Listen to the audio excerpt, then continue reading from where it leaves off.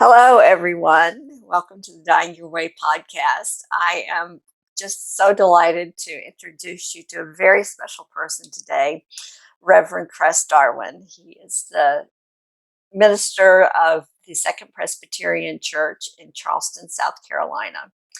It's a historic church, and the history goes back for hundreds of years, and it's been in the forefront in 2015 when that community was devastated by a horrible church shooting that happened. And Cress was very much a part of lifting up that community after that terrible tragedy. And I wanted to speak to him today because I have not had a clergy on in the podcast. And so much of dying, it is a spiritual event, and it is something that we often gloss over, but I've seen it firsthand. And whether people are believers or not, they tend to have this look of awe and wonder when they actually transition and pass away.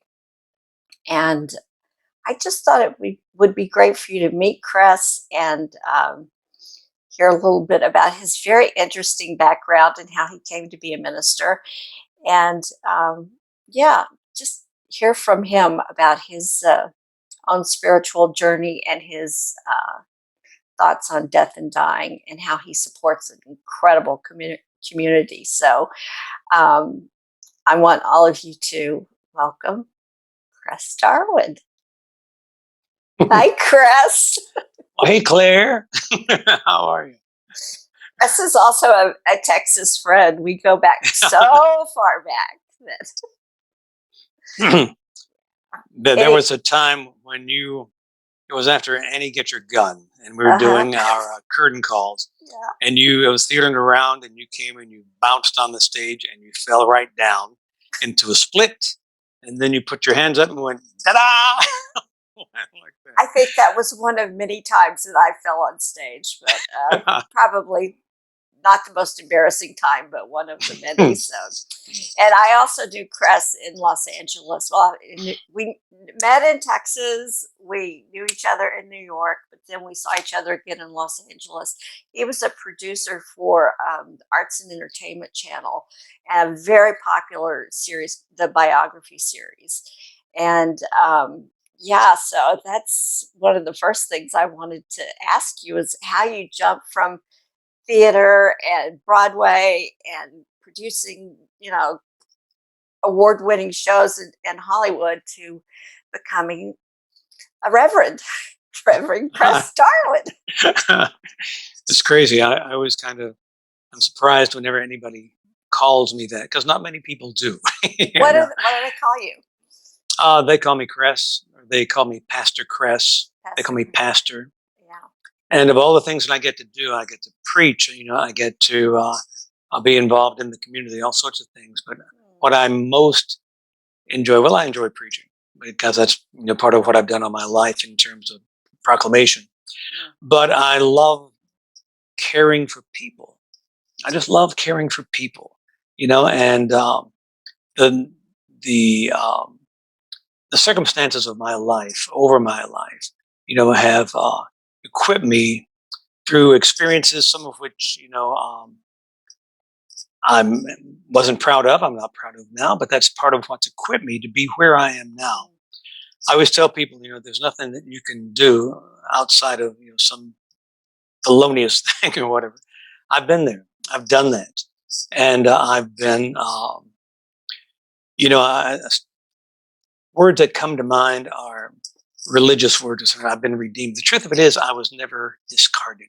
I was thinking the word redeemed. I mean, yeah, and redemption's possible, and sometimes we're captured in the grips of addiction, or we're captured in things that we can't get ourselves out of, and that's when I think it's so important that we recognize something bigger than ourselves, something that is benevolent, something that cares for us. And we're reading a men's group that I'm working with right now, enjoying it's a book by Rabbi Harold Kushner, and it's Yeah. called 9 Essential Things I've Learned About Life. And like this coming Sunday, the sermon's going to be on God is not a man in the sky. God is not a man in the sky. And so understanding the nature of the God that claims us, that loves us, the mystery of it. I think it's a mystery to be embraced, not to be broken down and try to be understood in such a way it's embraced. It's bigger than all of us. And so there are those moments when, if you look at a 12-step program or you look at a lot of ancient wisdoms, where you are at your wit's end, there's no more credit on the card, there's no one's no money in the bank, and your family's not accepting your call. Oh, yeah. Oh no, not him again. And then that's when you really surrender.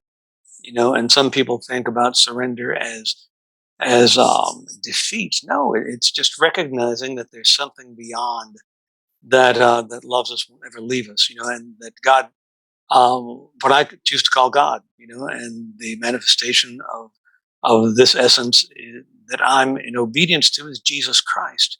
There's power in the word. When I say Jesus, oh, holy smokes! I mean, it's when people curse, they don't say holy Trump or holy Biden, or they say Jesus Christ, because there's power. There's power in it, And so I'm very grateful to have been able to surrender and to acknowledge that power. Yeah.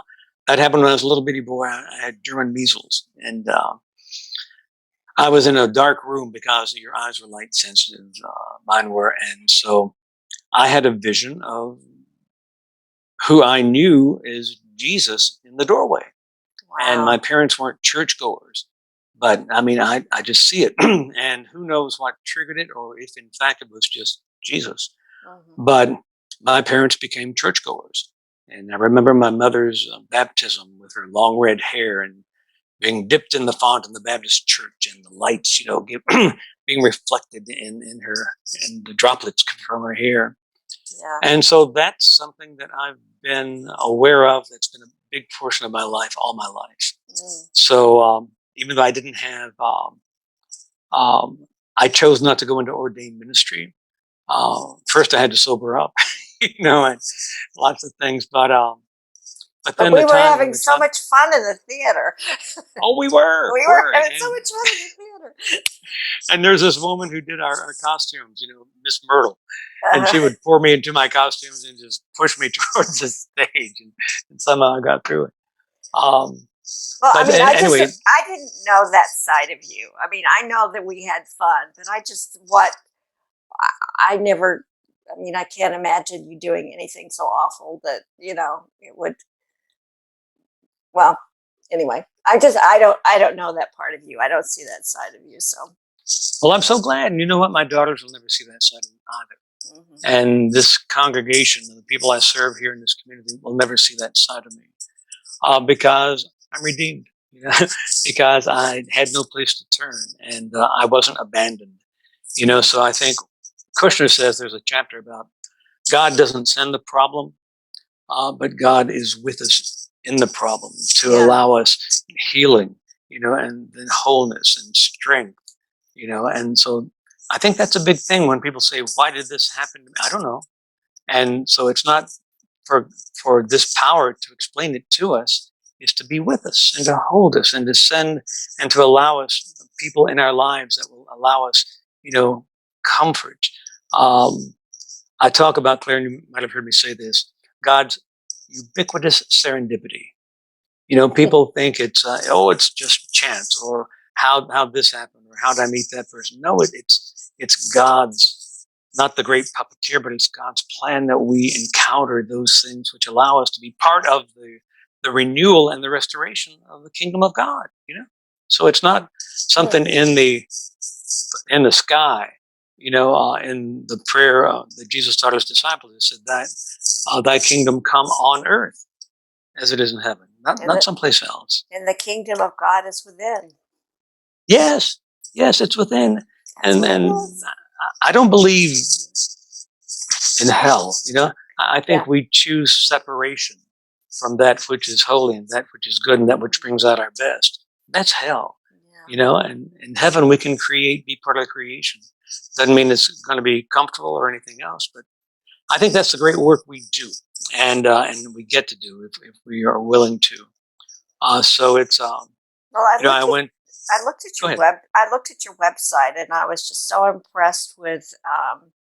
Well, I love the history of the church, and Mm. I love the location of the church. And there's just, I mean, there's a lot of darkness with the slave trade and everything around, South Carolina and Charleston specifically. But there's so much beauty too, and Oh yeah. in the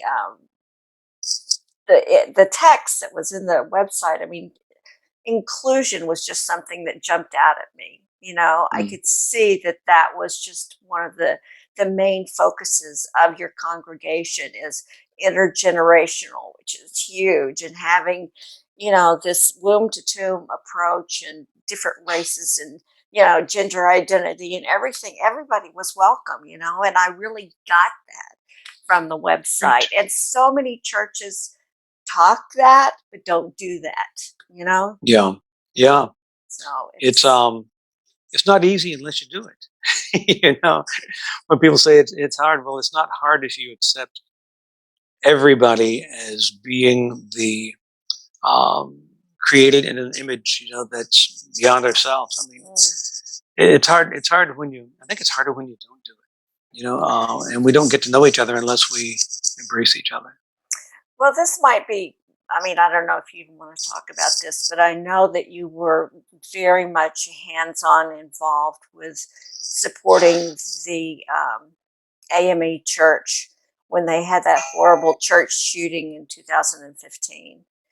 And, that was a community collectively experiencing sudden, senseless, horrific death. And so I want to talk about how how a community can cope with that, and then talk about how most of us will die. 79% of us will die from a slow progressive illness, and the juxtaposition of that senseless death and, predictable death. So anything you want to tell us about the experience in Charleston? It was horrible. Well, there was a after the after the shootings, the next day, there was a group of Presbyterian churches that got together. Claire, I think it's God's grace that I've been pulled to where this church was formed. It's called the Second Presbyterian Church because it's the Second Presbyterian Church. First Scots is down the road, and it was really crowded at the end of the 17th century, and so 16 fellows at the time looked for a place, and they found this place that was outside the realm of the city, outside the borders. But now it's smack dab in the middle, and that's where we are. That's how we are because we're not down on the Battery, with the legacy down there. We're not on the east side, which is the African American community. We're smack dab in the middle, and we take it very seriously. We're here for a reason. So, I think you hear all the time, "Flourish where you're planted." Well, this is where we're planted, and so Mother Emanuel is right across. It's a block away. And when all of that happened, and after the service, you're trying to figure out what to do, they had a series of funerals, and the young man who was killed, Taiwanza Sanders, his funeral was second, and they didn't recognize that people wouldn't leave after the first funeral, and it's not a big sanctuary, so they were looking for some spillover, and so we're a block away, and I think it's through God's grace that his mother, Felicia, they were looking for a place for the people who couldn't get in. So they came over here. And when Felicia and I met her and she came into the church, she had this sense there's a holiness in this sanctuary as opposed to just a big building. And so I met her, and first thing I did was what you would do. I embraced her. And she felt cared for.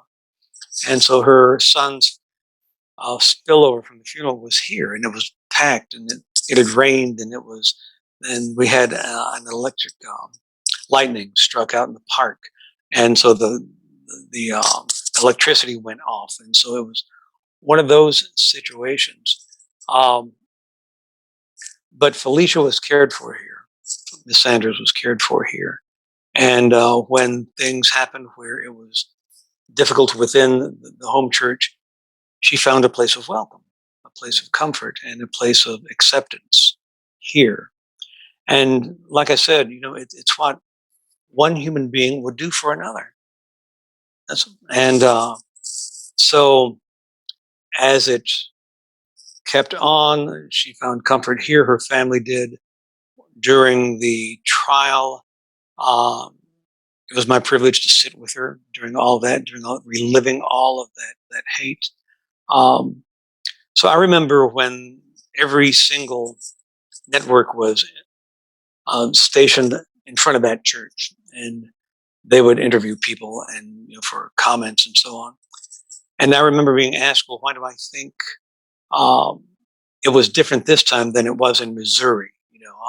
Different this time than Baltimore, different this time."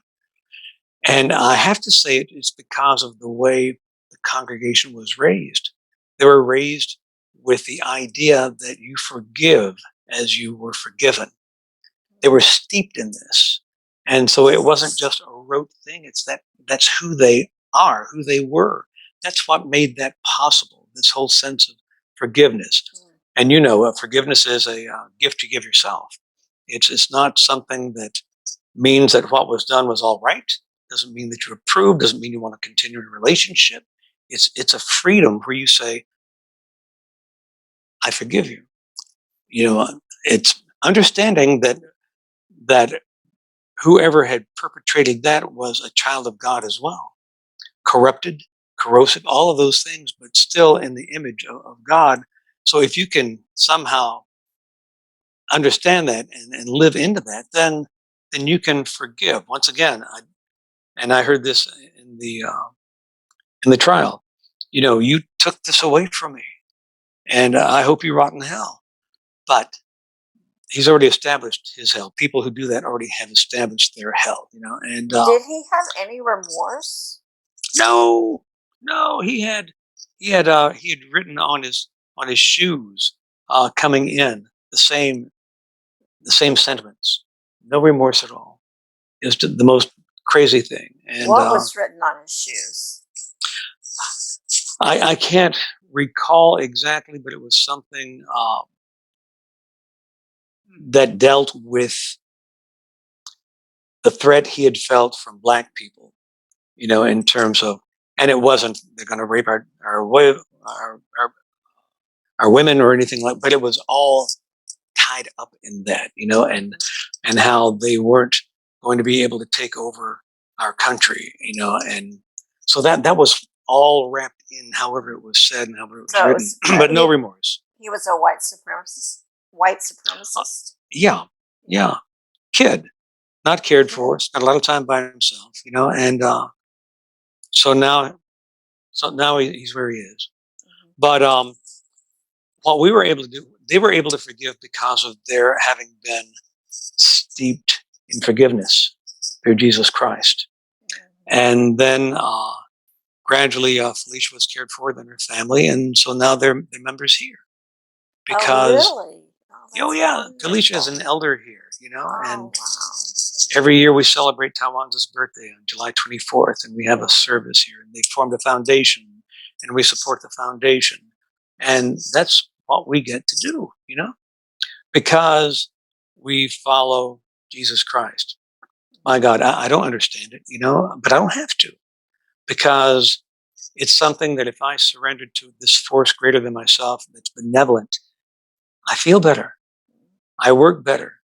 If, I'm subject to things that everybody else is in terms of anger and fibbing and stuff, but I feel better if I follow a way of living that provides for and accepts the integrity of other people, works for the access of other people to what I have, and been blessed with, if I'm able to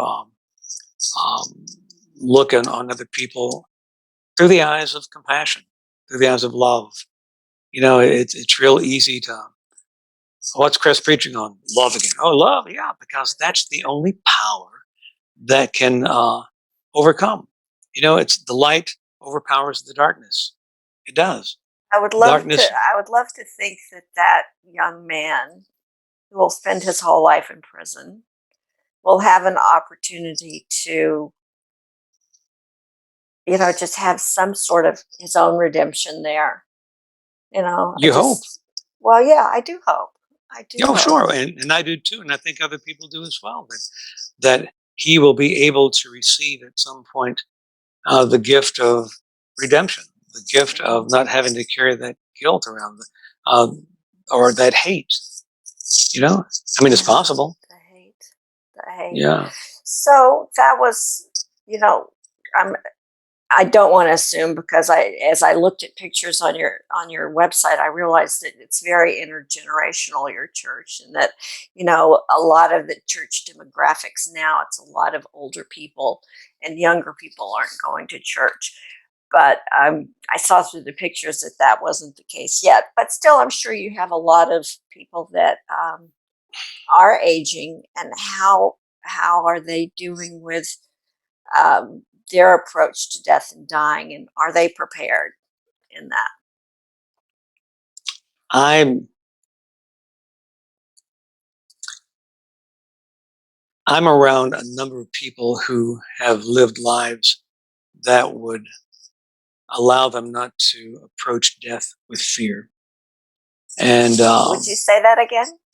I've been privileged to be around a lot of people who have lived lives who allows them to not approach the transition with fear. Okay, but you got to tell me how they approach that without the fear.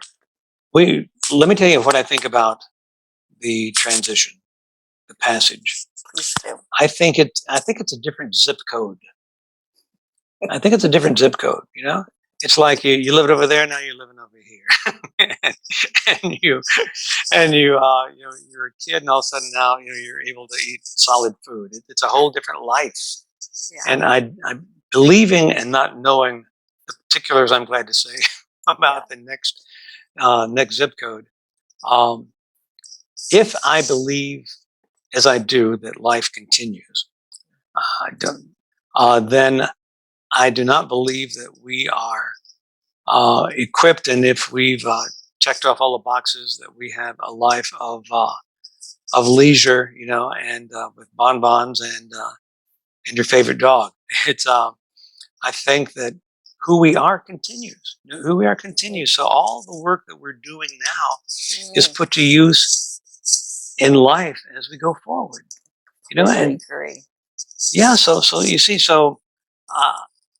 I don't like the idea. A lot of people are more comfortable with death than they are with dying. Does that make sense? Yeah, totally.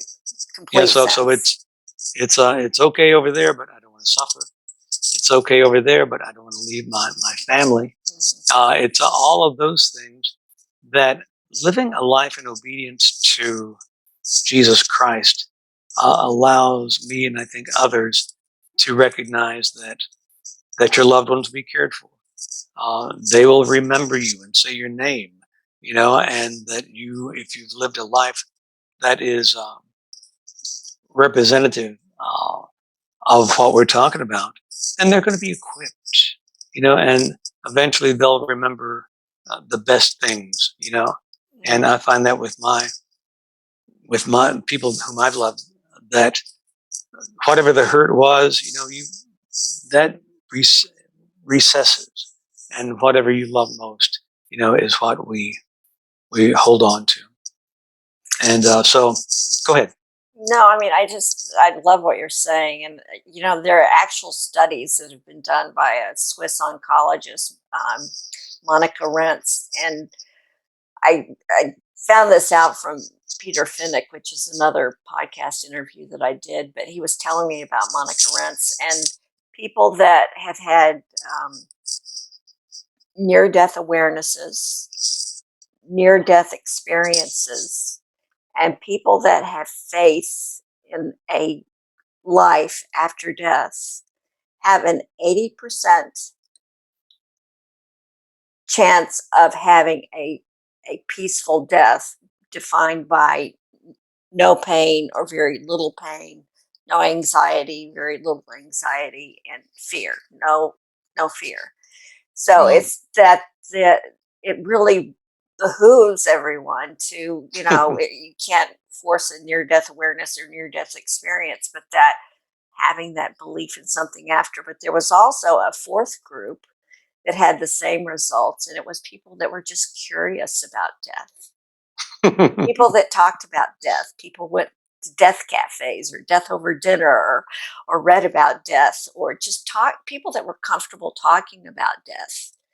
Yeah. Way before the event tended to have better outcomes when the time came. And that's, scientific research that proved that. Yeah. I believe it. I Yeah. believe it. It's Yeah. So it's curious with what's happened over the last year and a half. Well, I was going to ask you about that. Has your community been affected by COVID? And Everyone has, and there were a couple of people that had been in progressive care facilities. They go there while they're vital, and they can take their furniture with them, and they have a lovely apartment. Then, as life uh, grows smaller, they can transition into something else where eventually they're cared for at the end of life. And there was one lovely woman who spent most of her life in her lovely condominium overlooking the marsh, and she was the sweetest lady. But then when she was really near the transition, she was having a hard time, and it was so hard for her not to be able to have her family near her. And they would come and they'd stand outside the window, and those things that are so important to us, touching and hugging, and being able to read each other's faces, those things weren't possible. But she didn't have an extended period like that. And but then there's another young fella who, what I get to do, I remember I married him and his wife. They'd come starting him to the church. She kind of dragged him. Then all of a sudden now he's an elder, and wow. Cassie. So I married them, and then I baptized both their children. And that's what you get for being around for a while. Yeah. And then his mother, I remember meeting her at the marriage, and she's suffered with lupus, for years, for decades, and now it's near the end. And she made a conscious decision to hospice at home, because she didn't want to be separated from her family. A conscious decision. Right. Yeah. That's great. So now he's able to go back and forth to Richmond, and she's hanging in, but she's there, and she's got her family around her, and has no fear because she's surrounded by love. Surrounded by love. So yeah, I mean, that's really what we support people to do, is to die a natural death with palliative care at home, because that's where most people want to be. And Mother and Daddy both died at home, the house there in Texas. And yeah, and I couldn't have done it without hospice. And most people don't know to ask for palliative care along with curative treatments until, the curative treatments are worse than the actual disease itself. And then that's generally when people choose to go to hospice. But most people don't go to hospice until way before they can get the benefits of it.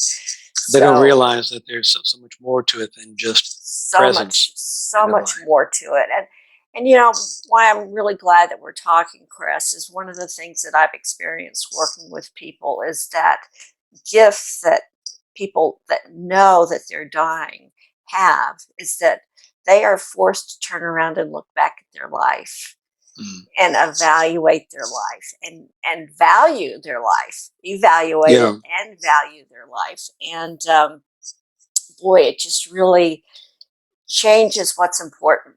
The things that used to be so important why did you even worry or bother about that? And the things that really are important are so highlighted in your face.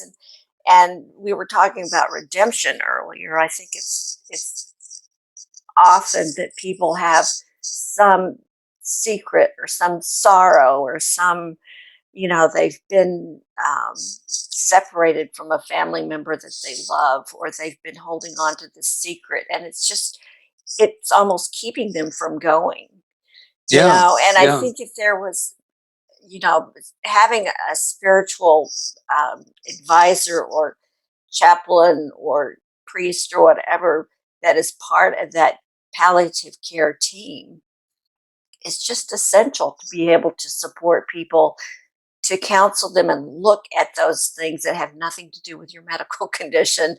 It's nothing to do with, needing social work or anything. It's really a spiritual condition that needs to be addressed at the end of life. And gosh, if people just knew that service was there and knew to ask for it, yeah. before, it's too late, it just really makes such a difference. Well, I remember when I first mentioned you in the sermon. My friend You, Claire, who is an gosh, you knew I did that, right? no, Did you I hear that? didn't. No, I didn't know that. Oh yeah, I didn't. yeah. I was talking about my friend friend Claire, who is an end of life doula, and people said, "What?" I said, "Yeah, a doula cares for life coming into this world, and why wouldn't someone care for life as it transitions out? And so I think most people, are intrigued, and I can reference you who doesn't have a Christian overlay, but who believes in Jesus, and so that's important. That's important. It's I applaud you and Terry for what you're doing. Thank you. There's no reason to be um, to have layers of resentment and fear and guilt and what if, all of those things. If you believe in a God that cares for you, if you believe in a power that that wants the best for you, wants the best from you, who would not love you any less no matter what you've done, but by God's very nature could not love you more. How about that? Wow. Wow. Wow. Yeah. so it's so it But gets I do worry that there are so many people that have left the church, and some, myself included, for very good reasons, but don't have. And then there's a whole generation that hasn't been raised in that social community that is such a social support, And again, I work with people that have no religion, which is fine. I mean, I meet people wherever they are, and it's but the church has been part of the community that has provided the cohesiveness and the glue to support not only the person that's dying, but the person that's left behind. And we don't know how to die anymore because we have had it so removed from us physically, even to where people yeah. are dying, and people aren't with them when they die, so they don't see how to die, so they have a lot of fear around dying, and it's like a snowball going down a hill and it can't stop. And I think it really comes down to the community not being part of the experience the way it used to. And I'm not saying let's go back to the good old days, because there was a lot about that wasn't good, but that part of it, that social cohesion, is missing. And I see that with people that I work with. I'm sure you do. And there's a there are certain rituals that have been developed over time that work.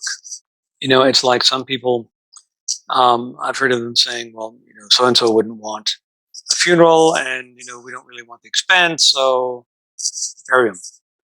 And then coming back to the people or the profession that did that. And I heard of some people being sued because you should have told me how important it was to grieve. You should have told me how important it was. We have someone here, Johnny Stir, who's been around in the community forever, Stir's Funeral Home. And there was someone whom we both knew, who said, "We don't want to do anything. Let's just have a graveside." And Johnny said, there's a lot of people who want to say goodbye. There's a lot of people who need a sense of community with each other that can give them some sense of not just closure, not just finality, but comfort and presence, in this moment. So you need to do this for them and for you. And it was accomplished. And it was a big difference, a big difference. Because we're social creatures. We are called to be in community. You don't hear of singular Christians. It's a community of Christians. People say, I find God on the beach. Well, we see God's goodness and God's creation, but we're called to be with each other, to enjoy each other and to do God's work. So I'm going to ask you a question, and again, you don't have to answer it if you don't want to. But have you ever Sure. have you ever seen someone physically die? Oh yeah, a number of times. Yeah. And what is your impression of that experience? Well, it varies. It varies. I remember there was one fella who loved to sing, and he had retired from the Navy, and he would take his keyboard, and he was like the volunteer of the year at MUSC for a number of years. And so I remember going to see him in the Veterans Hospital. And because he couldn't hear the sermons, I'd print them out. I'd go read them to him, and his wife would be there. And but we'd sing hymns together. And I remember being at his bedside, and you could tell with the rattle, the death rattle, you could tell something was coming up. And so I asked the nurses to go get his wife, and she came, and we stood by him, and we sang, Blessed Assurance, and we sang these things, and it was wonderful. and that me too, when I get to remember this, because that was a good death. That was something that we were able. And yet I've held people's hands who were deathly afraid.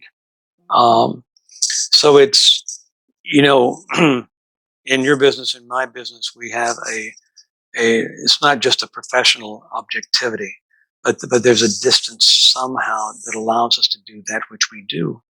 And so it's been different. I grieve over people who are going out angry, or so-and-so, didn't treat me well. That doesn't matter. They don't want to hear that right then. What matters is your relationship with this power that loves you.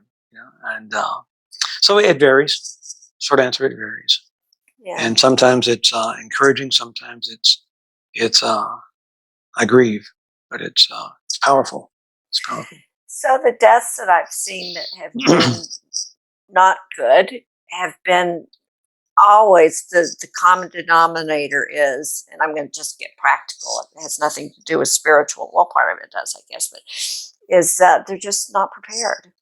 Or the spouse is unwilling to let them go, or it's just. But there has not been any conversation with the family, with the spouse, with the children, with the doctor, with the, it's just like everybody's in denial about it. And it makes it so much harder if we don't have these conversations, not just one conversation, but many conversations with the people that we love and with the people that care for us, the professionals that care for us. We need everybody to be on the same page of what you want. When Cress is ready to wrap it up, you need to be sure and tell everybody what it is, how you want to go, and say it many times. You can't say it too many times.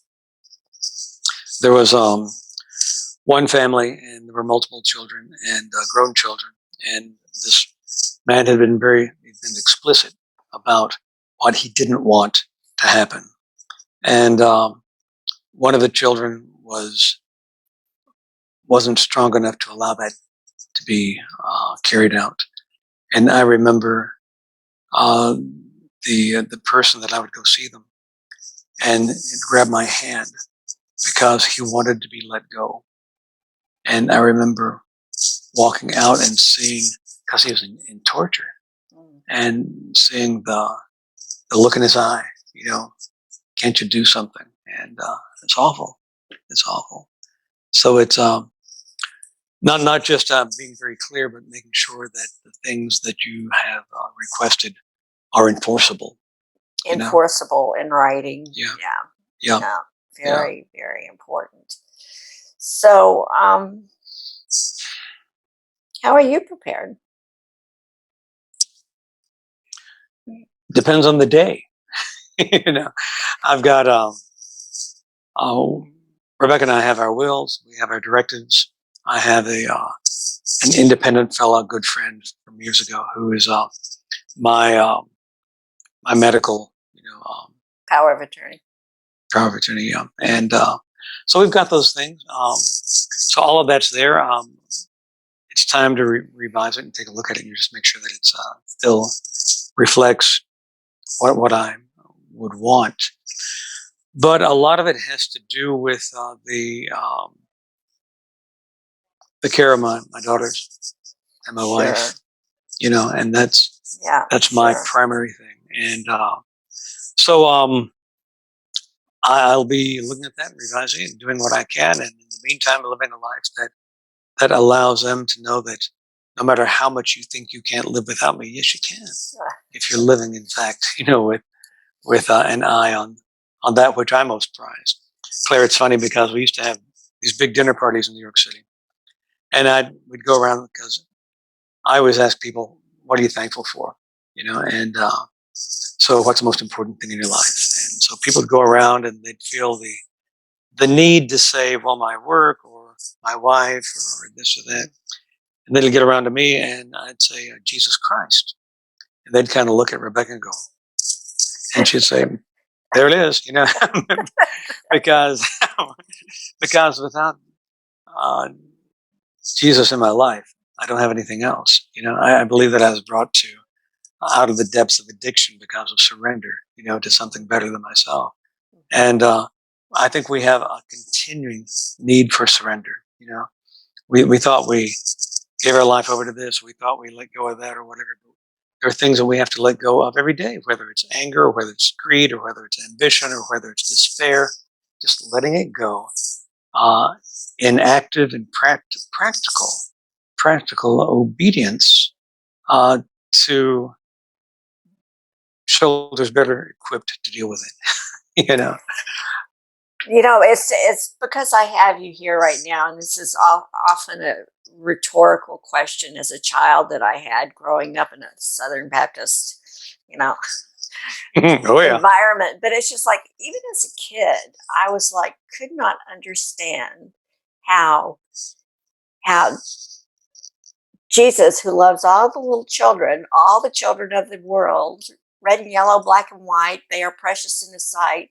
Jesus loves the little children of the world. And I was like going, but what about the people in China? What about the people in India? What about the people that, follow other religions? What about, and I think that was like, even at 4 years old, I knew there was something wrong about that teaching, that there was only one path to get to the same place, because there's just one name, when I think the person that they're worshiping is the same person, but it's just a different name. What do you think about that? Thank you, Claire. No, I believe that people. I'm not asking you to couch it, but we've talked a lot about Jesus in this, and I want to tell the listeners, that there are plenty of very valid religions that mean a lot to people, especially when they're dying. And there are a lot of people that have no religion and they think they're fine, and they are. So it's just like, I want to, I'm putting you on the spot, I know, but I just want to really support my audience and my listeners too. I don't mind being put in that spot, because I'm very clear about that. Even Scripture said, Jesus said, I have other flocks. And so I believe that. So whether it's in a small or a mega church, there are other people. There are other people, and some people don't. The question comes back, and it's very clear. What about the people who've never heard of Jesus? Well, if we believe that the benevolent God created everyone in God's image, I don't care if it's Yahweh, Raymond, Raymond. or Susie. Val or Valmont, or and I think so much of the Christian um, experience was of a certain time 2,000 years ago that was very patriarchal, and it was imbued with the power structure. First son got everything, you know what I mean? Mhm. So I think that's what drove a lot of that.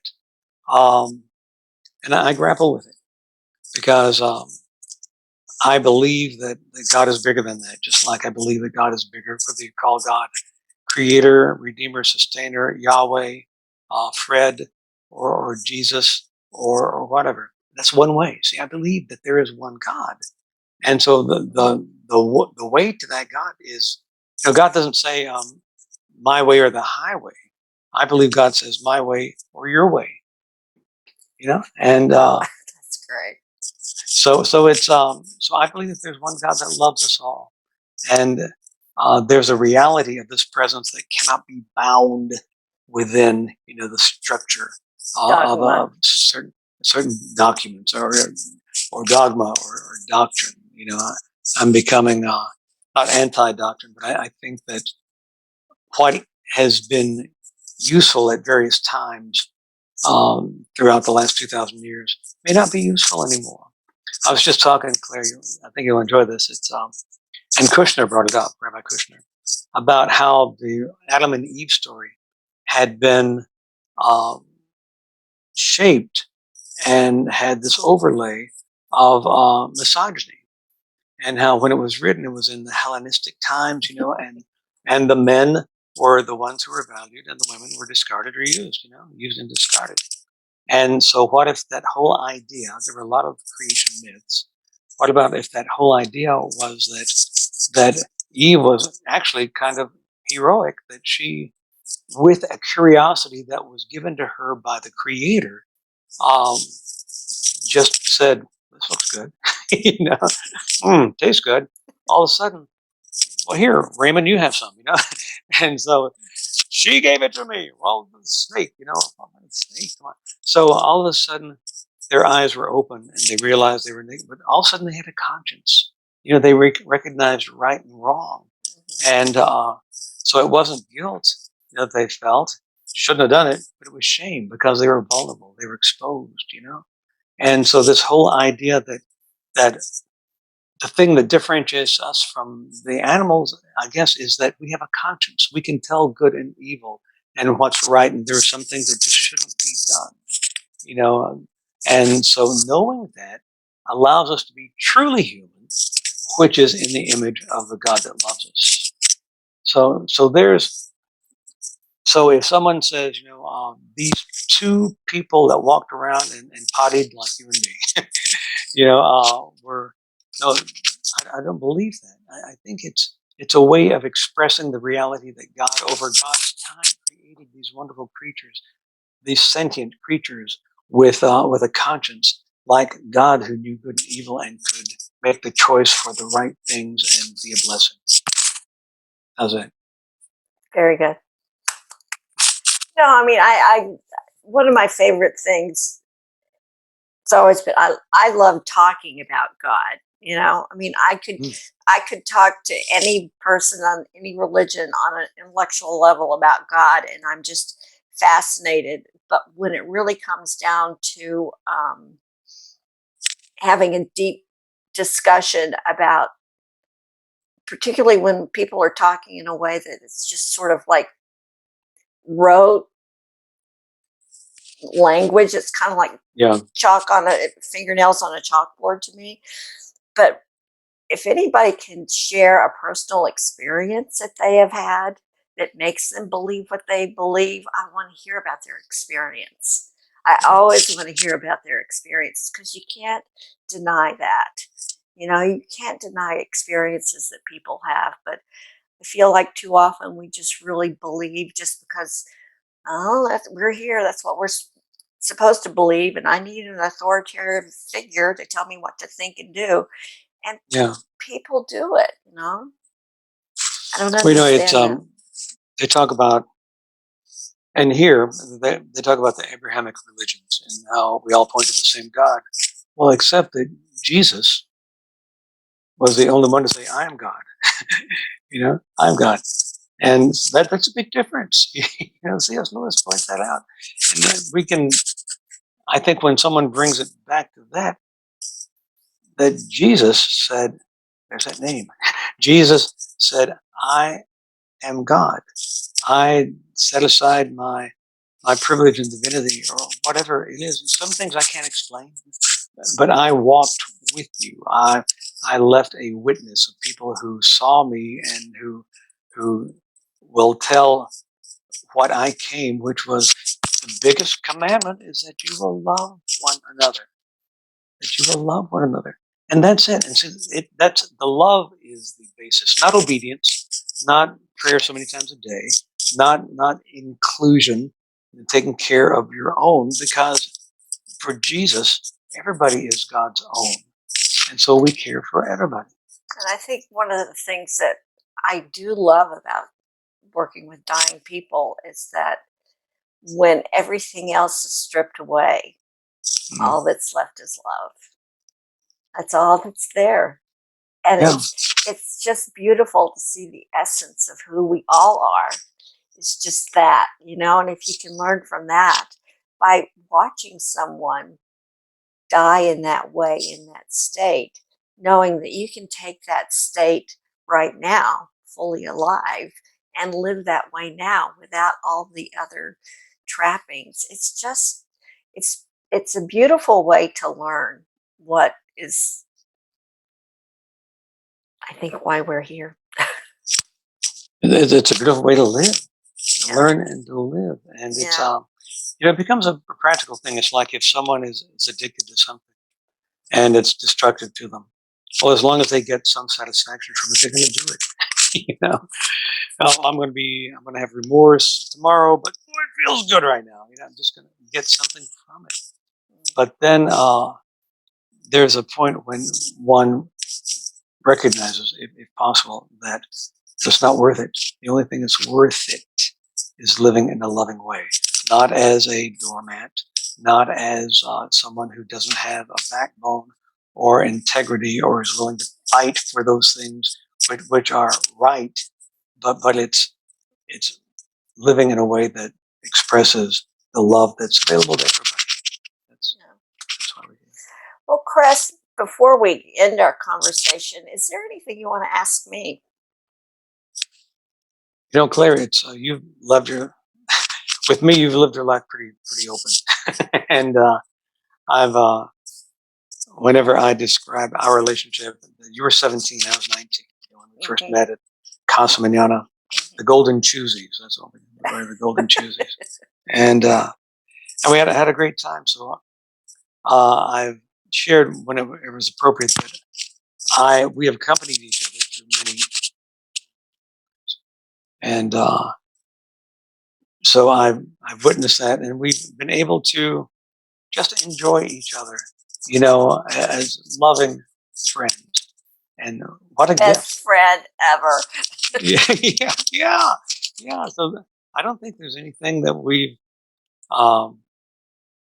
hidden from each other. There's been no reason or no practicality to it. No. And so you don't encounter many people that way. So what I do is, after being able to observe you over all these years, is to observe how you've dealt with moments in your life. Sometimes better than others, as we all do. But we've always been able to come back together and love each other just because of we get to, and that's a wonderful thing. It's a wonderful thing. And so I couldn't be happy. For the people that have friends in their life that you've known over a long period of time, and you go long periods without seeing them, and then you get with them and you just pick up where you left off. That's what this whole conversation has felt like to me, Chris. And we're both doing great work, and it's I love seeing your community. I love hearing your sermons on YouTube. I love um, yeah, Facebook page. It's just like there's a lot on Reverend Cress Darwin out there if you guys are interested. And what would be the best way for people to if they listen to this and they want to be in touch? Would it be through the website, or what's the best way to? Absolutely, through the website. The website has all those things that can be accessed, with the messages, but also an idea of, through the website you can see who this community is. On the last Sunday in June, the Presbyterian Church USA has produced or is producing a worship service for the last Sunday in Pride Week, Pride Month. And so we're hosting that here. Great. We're going to host it here and invite the community. And so you can see that that's what we're doing. You can see that we are multi-ethnic, multi-generational, but we really are. And that we support medical missions in Africa. For 60 years, we've supported that organization. Men's shelters here, Star Gospel Mission. It was formed over 110 years ago. We supported them, and we do these things with the Taiwan's Sanders Foundation, and working with the African American Museum, the International Museum coming up. This is what we get to do, and I always tell people, Claire, that if there's something that's on your heart, bring it here, and if it's within what we do, then as long as you're willing to wrangle it, you can do it. You know what I mean? Yeah. We can do it together. Yeah. So that's how they can find out through the website how to contact the church, how to contact me through the website, but also my phone number is everywhere. Yeah, yeah. The church and my personal number. So well, and I do intend on getting to Charleston one of these days. So, Cress, thank you so much. It's just such a pleasure to see you again and have such a deep conversation with you. You're just it's a thank you for asking me, and I think it's by the way, it's great to meet Terry. I can't wait to meet him sometime. Yeah. I bet he's really funny, right? He's very soft spoken. He's very patient. He's very much better at tech than I am. Obviously, he's someone that you'll take an instant liking to. Everybody does. I mean, he's a very kind, gentle man, and he does a lot of good stuff around the house. And he's handy. Oh my gosh! Thank you for. I'm glad that we interacted again. Thank you for. I thank God for the work that you do and the work that I get to do, and that through God's ubiquitous serendipity, we circled around to each other again, and for a purpose bigger than ourselves. Absolutely. How cool is that? Absolutely. Right. I love you. You take care. I love you.